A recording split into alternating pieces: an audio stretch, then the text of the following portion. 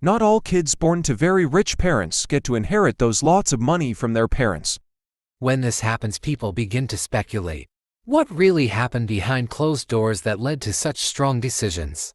Is it the parents' fault or the children's fault? At the end of the day, how one decide to spend their wealth, and whoever they chose to spend it with or give it to is totally their right. Here are some famous actors that disinherited their children in their will. Bette Davis. When you hear the name Bette Davis, you would also link her to the popular song by Kim Carnes in 1981. It spent 9 weeks on the Hot 100 charts. Born on the 5th of April 1908, Bette Davis was known for more than just her eyes. She is also a well-known movie star. She appeared in at least 40 films. Among the most famous films were The Letter 1940, All About Eve 1950, and Death on the Nile 1978. In 1947, Bette gave birth to her daughter, Barbara. To everyone's thoughts, they had a loving mother-daughter relationship. Bette doted on her and publicly called her my beloved, wonderful daughter. So, what suddenly went wrong between them? In the 1980s, Barbara, known as BD by her family, made a radical life choice. She decided to become a born-again Christian. She also wrote a life-changing book. What was it about? Well, a lot. In 1985, while Bette fought cancer and a series of strokes, her daughter Barbara, meanwhile, was writing a memoir about her childhood. The book was called My Mother's Keeper. Let's see what she wrote that got her mom enraged. In the book, Barbara accused her mother of being an alcoholic bully,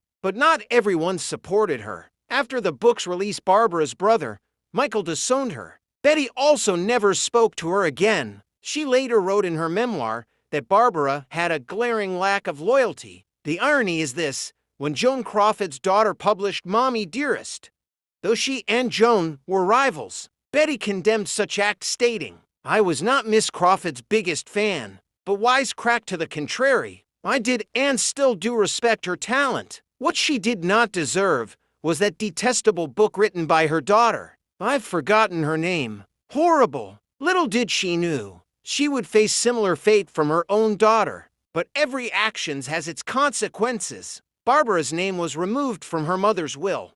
Bette Davis' fortune was estimated between $1 million and $3 million.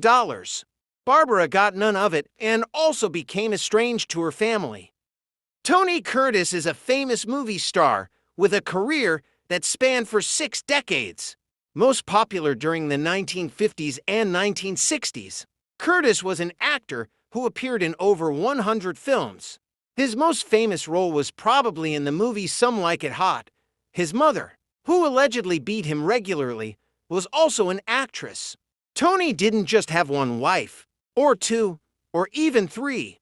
Tony Curtis was married 6 times. You may have heard about his daughter Jamie Lee Curtis. Tony had 6 wives and 6 children. His 6th wife, Jill Vandenberg, was 45 years younger than him and incredibly lucky. Why? He left all his money to her while leaving his children with nothing. 5 months before his death, he had rewrote his will, naming all his children and intentionally disinheriting them, while leaving his entire estate to his young wife. Tony's children were incredibly heartbroken when their father's will was read. Who won't be anyway? Unlike his own tumultuous bond with his parents, Tony reportedly had good relationships with his 6 children. He and his daughter Jamie Lee, an actor and a producer, worked alongside one another to fund the building of a synagogue.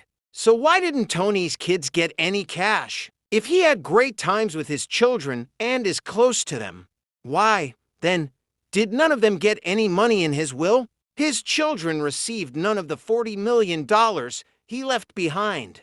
His youthful 6th wife received almost all of it. His children believe she unethically persuaded him to do so and denied them what was rightfully theirs. Steve Jobs. Does iPad, iPhone, Apple Watch ring a bell? In 1976, Steve Jobs co-founded Apple with Steve Wozniak. Steve had 4 children. Yes, 4. Why then do we usually only hear about the 3 he had with his wife Lauren Powell Jobs? Well, for many years, His first child was his darkest secret. Jobs denied having a child with his previous partner Kristen Brennan for years. She insisted Lisa was his daughter, and a paternity test eventually confirmed this. Jobs still denied it, but it gets even weirder. Before he admitted being Lisa's father, Steve Jobs named one of his products after the girl who wasn't his daughter. Make it to make sense. The desktop Apple Lisa was released in 1983. If Lisa wasn't his daughter, why name a creation after a child you publicly denied wasn't yours? Why didn't his kids get any money? According to several sources, Jobs didn't feel his children needed any money.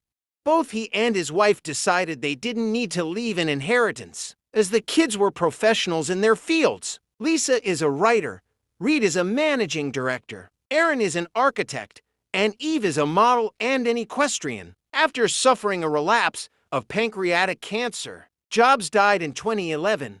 He left all of his fortune, which was estimated $10 billion, to his wife.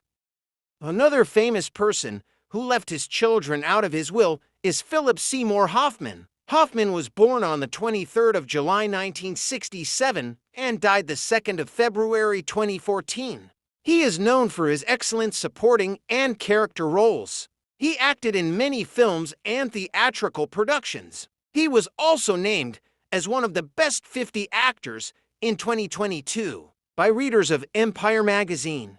He featured in a number of films like Scent of a Woman, Almost Famous, Capote, Mission Impossible, and many others. Hoffman didn't only gain recognition for acting movies. Unfortunately, he has also gotten a lot of attention for the drug addiction that eventually killed him. They had 3 children. Philip and costume designer Mimi O'Donnell began dating in 2001.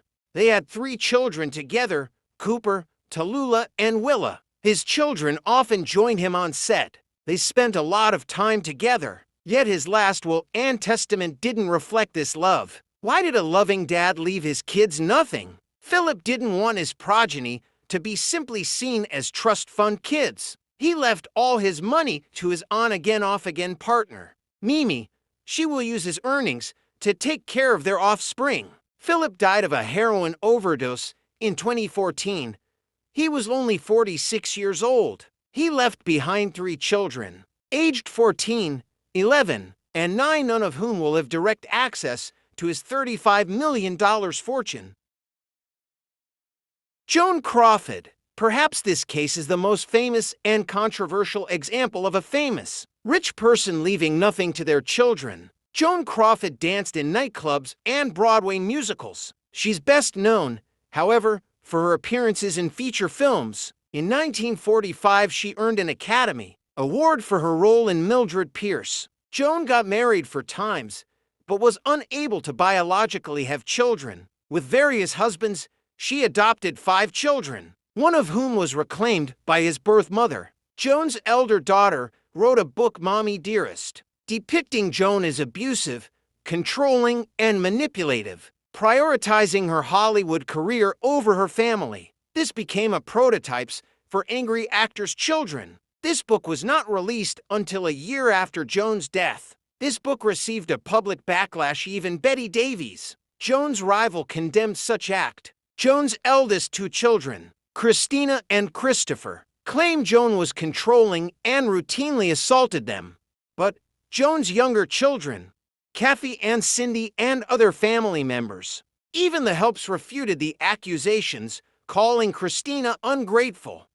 Who was telling the truth? Joan died of heart attack, believed to be caused by her deteriorating health in 1977. Crawford left about $2 million in her will. Less than a year before her death, she had made a new will, leaving a trust fund of $77,500 for each of the twin. Her friend Betty Baker and secretary got $35,000. Even her favorite charities got a chunk of her money, but she left none for her elder children. She stated specifically that Christina and Christopher had been knowingly and deliberately left out of the will. It is my intention here and to make no provision herein for my son Christopher's and my daughter Christina for reasons which are well known to them. Whatever happened that led to the resentment between them will always be a mystery. Moral of the story: being born into a rich family doesn't necessarily mean the money belongs to you. Family money isn't always guaranteed. Do not waste opportunities, even if you're born with a diamond spoon. It's wise to stay industrious and work hard, as self-reliance is always the most dependable path to success.